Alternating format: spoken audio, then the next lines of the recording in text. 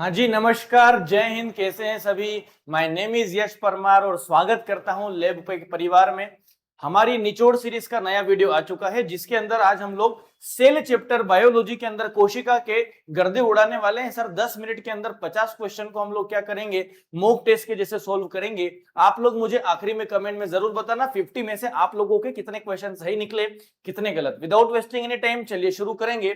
First question आप लोगों की स्क्रीन पर ये रहा, सेल की डिस्कवरी किसने करी थी? ध्यान रखना, एंटोवेन ल्यूवेनहोक का नाम आएगा और रॉबर्ट हुक का। तो रॉबर्ट हुक ने डेड कोशिकाओं की खोज करी थी और ल्यूवेनहोक ने सर जीवित कोशिकाओं की खोज करी थी।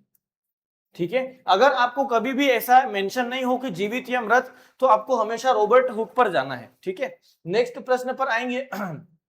सेल शब्द का मतलब क्या होता है? सेल शब्द जो है रॉबर्ट हुक ने दिया था, इसका मतलब होता है स्मॉल रूम्स, छोटे छोटे कक्ष।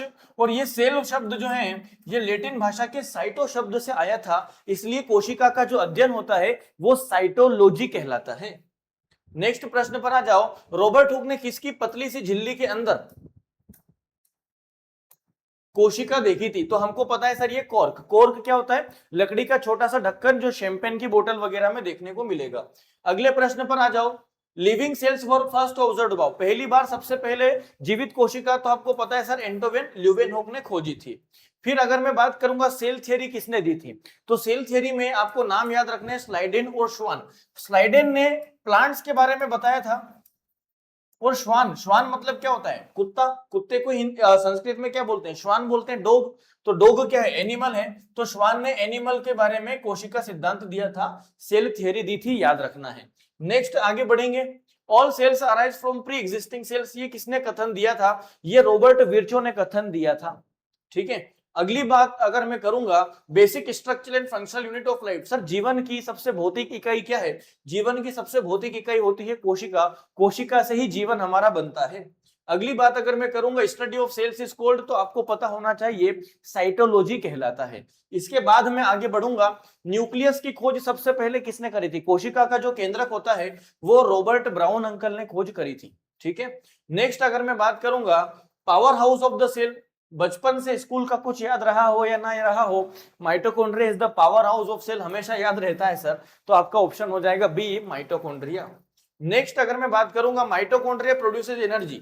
माइटोकॉन्ड्रिया हमारे शरीर में ऊर्जा कैसे बनाता है? तो हमारे शरीर में ऊर्जा बनती है एटीपी के रूप में। एटीपी का मतलब होता है एंडोसिन ट्राइफॉस्फेट। इसी एटीपी को हमारे शरीर की ऊर्जा करेंसी बोलते हैं। फिर आ जाओ अगले प्रश्न पर। सर आत्महत्या की थैली या आत्मघाती थैली कौन कहलाता है? लाइसोसोम कहलाएगा। इसके बाद अगर मैं बात करूंगा, लाइसोसोम की खोज किसने करी थी? तो सर ये ध्यान रखना है, डुवे। तो देखो जिसको सुसाइड करना होता है वो डूब कर भी कर सकता है ना, तो बस डुवे आपको याद रखना है। नेक्स्ट अगर मैं आगे बढ़ूंगा, साइट ऑफ प्रोटीन सिंथेसिस, कोशिका के अंदर प्रोटीन कहां बनता है? तो ये बनता है सर राइबोसोम के अंदर। और राइबोसोम कहां मिलता है? ये मिलता है आपका ईपीआर के ऊपर। फिर कोशिका का प्रोटीन कारखाना ये भी आपका कौन होता है? राइबोसोम होता है, ध्यान रखना। राइबोसोम की खोज सर हमारे पेलेड नाम के साइंटिस्ट ने करी थी, इसलिए राइबोसोम को पेलेड पार्टिकल भी बोला जाता है, ध्यान रहेगा। पेलेड पार्टिकल भी राइबोसोम को बोला जाता है। नेक्स्ट प्रश्न पर आ जाओ। नेक्स्ट प्रश्न क्या बोल रहा है देखेंगे। कौन सा पैकेजिंग और स्त्रवण का अंग है? सर पैकेजिंग और सिक्रीशन का काम कौन करता है? तो एनर्जी का काम है और ये हमारी गोल्जी बॉडी करेगी। Next, Golgi apparatus was discovered, ये कैमिलियो गोल्जी नाम ने ही साइंटिस्ट ने करा था और इन्हीं के नाम पर इसका नाम जो है हमने क्या रखा है सर? गोल्जी बॉडी रखा है। फिर मैं आगे बढ़ूंगा, फोटोसिंथेसिस कहां पर होता है? तो प्रकाश संश्लेषण जो होता है वो हरित लवक में होता है, क्लोरोप्लास्ट में। और इसी क्लोरोप्लास्ट के अंदर कौन होता है सर? क्लोरोफिल होता है, ध्यान रहेगा, वर्णहरित होता है। फिर अगले प्रश्न पर आ जाओ, which organelle is kitchen of the cell? Sir kitchen क्या होता है? जहां पर भोजन बनता है। भोजन कहां बनेगा? जहां पर फोटोसिंथेसिस होगा, ये आपका क्लोरोप्लास्ट हो जाएगा। फिर मैं आगे बढ़ूंगा, ग्रीन पिगमेंट, सर जो पौधों के अंदर हरा पिगमेंट होता है, हरा वरक होता है जिसके कारण पौधे क्या करते हैं? भोजन बनाते हैं, वो आपका क्लोरोफिल होता है। इसके अंदर मैग्नीशियम धातु होती है, ध्यान रखना।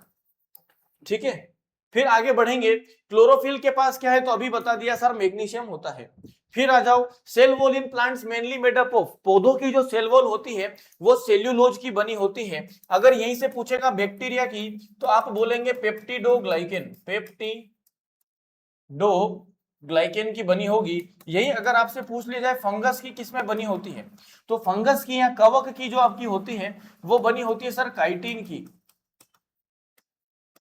है ना। इसी को हम लोग काइटिन या चिट्टिन भी बोल देते हैं, जो आप लोगों को पढ़ने में अच्छा लग जाए। Next sir, controls all activity, हमारे कोशिका, अरे भाई हमारे शरीर में हर चीज को कंट्रोल कौन करता है, दिमाग। तो कोशिका का दिमाग कौन है, न्यूक्लियस होता है, केंद्रक होता है।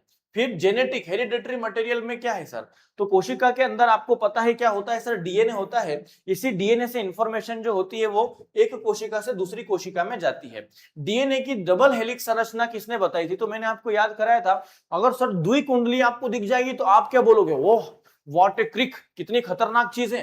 तो बस ध्यान रखना, व्हाट ए क्रिक मतलब वाटसन और क्रिक, ये याद रहेगा। फिर आ जाए अगले प्रश्न पर, डीएनए का फुल फॉर्म क्या है, तो सर बचपन से पढ़ते आ रहे हो, डीऑक्सीराइबोस न्यूक्लिक अम्ल।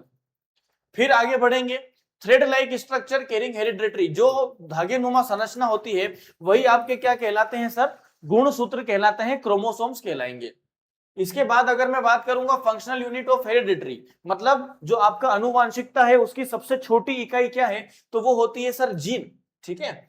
फिर आगे बढ़ेंगे, सामान्य मानव कोशिका में गुणसूत्रों की संख्या, तो अगर आपसे अलग अलग पूछेगा तो आप बोलेंगे 46, और जोड़े में पूछेगा तो आप बोलेंगे 23 जोड़ पेयर में होती है, ठीक है। अगले प्रश्न पर आ जाइए, jelly like fluid inside the cell, sir कोशिका के अंदर जो लिक्विड होता है वो आपका कहलाता है कोशिका द्रव्य, साइटोप्लाज्म। सेम आपका प्रोटोप्लाज्म किसने दिया था, प्रोटोप्लाज्म दिया था सर आपके पुरकिंजे ने। इसी प्रोटोप्लाज्म के दो भाग होते हैं, एक साइटोप्लाज्म जो कोशिका में भरा होता है, एक न्यूक्लियोप्लाज्म जो केंद्रक में भरा होता है। चलिए आगे बढ़ेंगे, सेल मेम्ब्रेन कहां मिलती है, तो सेल मेम्ब्रेन जो होती है सर वो होती है आपकी अर्धपारगम्य, सिलेक्टिवली परमिएबल, कुछ चुनिंदा चीजों को अंदर जाने देगी, कुछ चुनिंदा चीजों को ही बाहर आने जाने देगी, सरकारी रास्ता नहीं बनाएगी, हाँ है ना। फिर आ जाओ अगले प्रश्न पर, fluid mosaic model, cell membrane के अंदर क्या होता है सर, ये इस तरह का मॉडल होता है, जो लिक्विड होता है वो ऐसे क्रिस्टल नुमा संरचना में बना होता है। ये किसने बताया था, तो ये हमारे सिंगल और निकोलसन ने बनाया था, ठीक है। क्या ध्यान रखना है, कैसे याद रखोगे, मोज़ेक मतलब म्यूजिक, और म्यूजिक से कौन आ जाता है, सिंगर जो आदमी होता है उसका म्यूजिक से सीधा सीधा संबंध होता है, ऐसे याद रख लेना। फिर कोशिका के भीतर परिवहन हेतु नलिकाओं का जो जाल होता है वो कौन बनाता है, तो सर ये आपका ईपीआर, एंडोप्लाज्मिक रेटिकुलम बनाती है, इसी को कोशिका का कंकाल तंत्र भी बोला जाता है। अगले प्रश्न पर आ जाओ, जंतु कोशिका में कोशिका विभाजन, सेल डिवीजन में कौन मदद करता है, सर सेंट्रोसोम करता है, ध्यान रहेगा। फिर आगे बढ़ेंगे, निम्न में से पादप कोशिका और जंतु कोशिका में क्या नहीं मिलता है, तो ध्यान रखना सेल वॉल सिर्फ और सिर्फ प्लांट में मिलती है, एनिमल में कभी भी नहीं मिलेंगी। फिर भोजन संचित करने के लिए रंगहीन लवक कौन सा है, रंगहीन मतलब जहां पर कलर का काम नहीं होता है, ये होता है सर अवर्णी लवक, जो आपके जड़ों में और तने में मिलता है। फिर आ जाओ कलर्ड, सर पौधों में कलर का काम कहाँ है, या तो फूल कलर का होगा या फल कलर का होगा, तना तो रंग बिरंगा पर्पल नहीं होता है, बस ध्यान रखना। वर्णी लवक कहाँ मिलेगा, फ्रूट और फ्लावर्स में। फिर आगे बढ़ेंगे, large water body storing sex, sir जो पौधे के अंदर एक थैली होती है जिसमें पानी भरा होता है वो कहलाता है आपका वैक्यूल, ध्यान रखना। पौधों के अंदर इसकी साइज 90% होती है, वहीं एनिमल के अंदर इसकी जो साइज होती है वो सिर्फ 10% होती है, ठीक है। फिर आ जाओ 41, जिन कोशिकाओं में केंद्रक नहीं होता वे कहलाती है पुरानी प्रोकैरियोटिक कोशिका।